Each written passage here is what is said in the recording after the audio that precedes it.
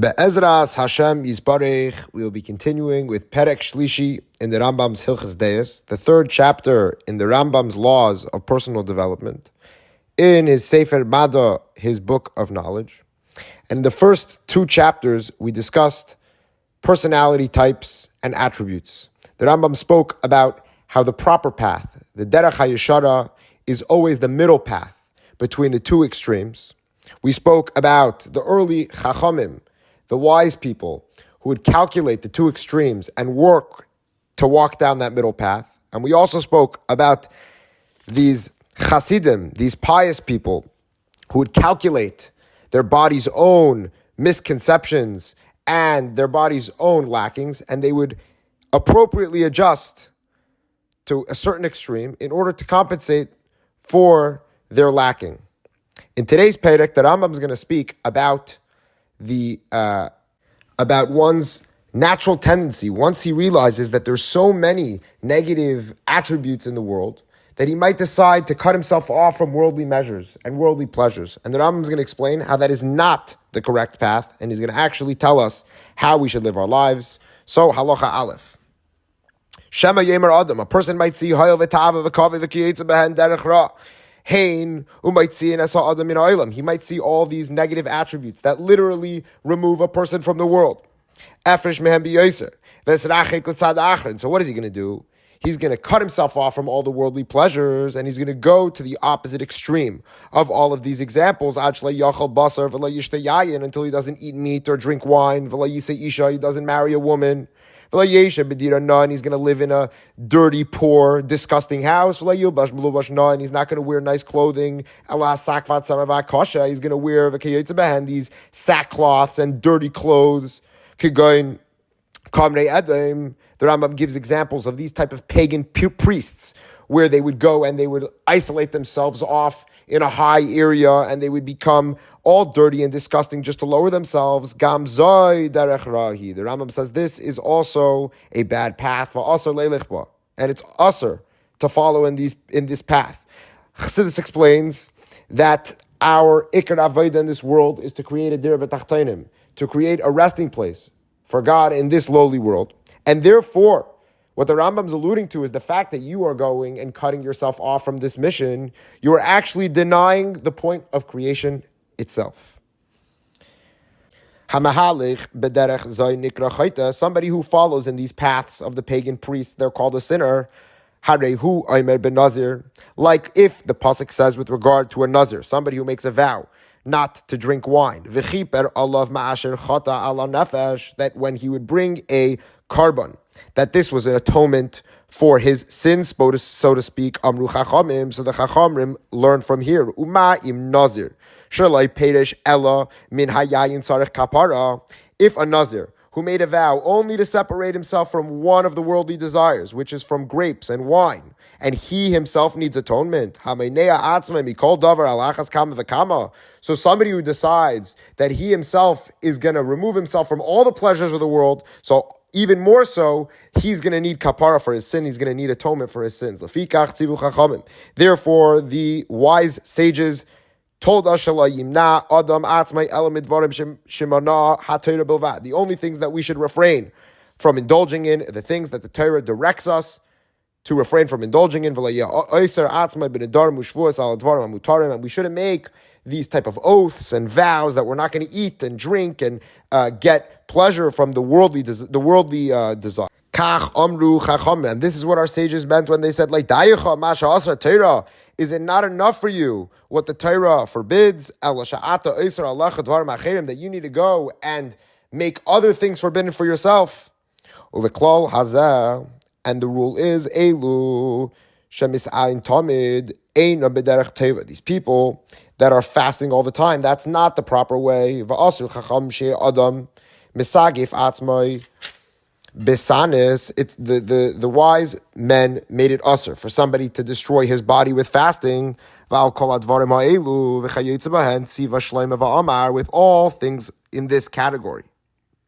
And like this, Shlomo HaMelech commanded,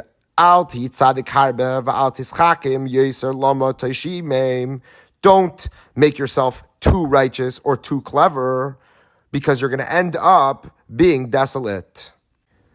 Halacha Beis, the Rambam is now going to give us the proper path, not the path of separating ourselves completely from physicality and worldly desires, and also not indulging totally in physicality, but rather the Rambam is going to give us a two-step process. Step number one is to do things because our body needs it.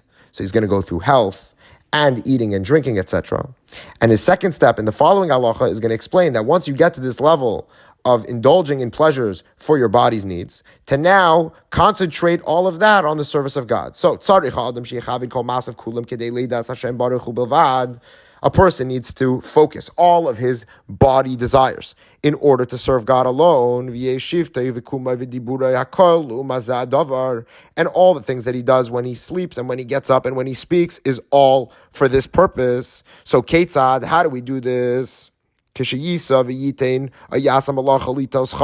say a person's doing business, or he works in order to get his wage. He shouldn't do it just because he wants the money itself. What is he going to do? He's going to work to get things that the body needs. He needs to eat food and to drink water. He needs a place to sleep, shelter. He wants to marry a woman. All of these things he needs money for. So that's what he should be focusing on. And so too, when he eats or when he drinks or when he has intimacy, he shouldn't do them just to gain from the pleasure that comes with it. So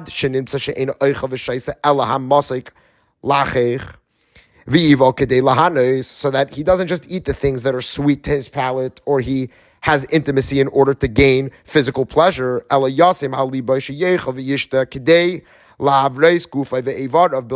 Rather, he should have the intention that when he eats and when he drinks, it's for the health of his body and his limbs alone. Anybody who eats these things only because they're sweet to him, like a dog or a donkey, rather, what should he do? He should eat foods that's healthy for him, whether that be sweet, whether that be bitter. He shouldn't eat these negative things for his body, even if they're unhealthy for him. The candy and the sweets and the fried foods, all the things that are unhealthy, those are the things that we want the most. And the Rambam saying, dafka the opposite. You should go after the healthy things, and not necessarily because they're all sweet to your palate. Ketzad, what's an example? Mishaya b'sarecham lo yechal basar v'lo dvash v'lo yishta yain. So the Rambam was a doctor, as well known, and the Rambam wrote down many medical advice that he had from his time serving as the doctor for the Sultan, and he has certain principles. So the Rambam explains that there's somebody with a warm, he has warm flesh. It means that with his liver, he tends to be a warmer person. And that person shouldn't have honey or meat or too much wine. Like Shlomo says in a parable, somebody who eats so much of this honey, it's not good for him. So v'shaisa may ha'olshin afal pishu mar shenimtza shehu eicha v'shaisa derech refuah bavad kedei sheyav ria v'yamid shalem havi evshal adam lachis ela ba'chilush siyah. So I'm saying this person who knows that he shouldn't eat meat and wine and honey, he should refrain from those things. And even though, for example, he gives here endives, which is a type of bittery leafy vegetable, it's a bitter food, but it could be very beneficial for a person. And dafki should eat the endives over the meat and the honey and the wine, because that's what's healthy for his body. V'chein kishayiv oil. Similarly, when he has intimacy, la yivol ela kedei lahavres gufay uchedei lakayim es hazera. He should only have intimacy for the health of the body, or to create future generations. Lefikach eino boil kol zman sheis ava. He shouldn't have intimacy whenever he gets that desire for it. Ela kol eis sheyedashu tzarich loitzia shechva zera. Only when it will be healthy for his body to have this intimacy. K'may derech harifos. That will be good for his body in terms of healing. Oy lekayim es hazera. Or when he has intention to create a family, to make children for the future generations. Halacha Gimel, the Rambam is going to now explain. Once you do all of these worldly desires for the health of your body, how you can now pivot it to Avodas Hashem. Hamanhig atzmai alpi harifua. Once you get into this zone where all the things that you're doing are for the health of your body, if you only have the intention that your body should be whole and sound alone, and that you should have children in order that they do your work and they work hard in order to help you do the necessary work that you need to live, this is not the correct path.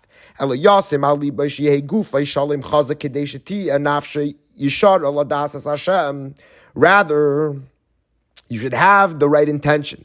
You should have the intention that all the things that you're doing to create a strong whole body is so that you will be able to serve Hashem properly. Because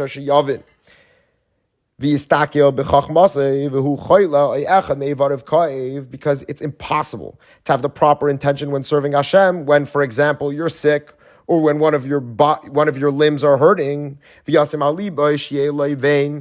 the Rambam's qualifying and saying, don't think this is only applies to physical health, but even when it comes to the children that you have, you shouldn't just have children in order to create future generations, but rather even with your children, you should have the spiritual intentions that perhaps your son is going to become a great scholar, a great Talmid Chacham, a great teacher of Torah. And when you're having the intention for your child, yes, you should have the intention to create a new generation, but more than that, you have to have the concentration that this generation is going to create a new level of Avodas Hashem. What comes out is that somebody who lives with this intention all of his days, Avodas Hashem Tamid, he ends up serving God constantly, afilu b'shasha naisa, and even when he's doing business, vafilu b'shasha boil, and even when he's having intimacy, mipnei shemachshavtoi b'chol kedei sheyimtza tzarchav ad shiu gufay shalom la'avidas Hashem, because his intention in its entirety is to have a healthy body in order to serve God. Vafilu b'shashu yashin, and even when he's sleeping, when he's not doing anything, he's completely passive. Im yashin ladas kedei.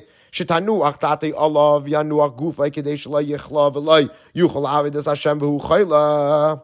he has the intention that why am I sleeping right now? Because I need the strength so I don't get sick. Because if I get sick, I'm not going to be able to serve Hashem properly. What it comes out is that this shena, this sleep, ends up being a service in God. And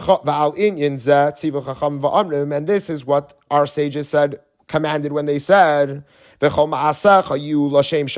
all your actions should be for the service of God. And this is also what Shlomo HaMelech was alluding to in his great wisdom when he said that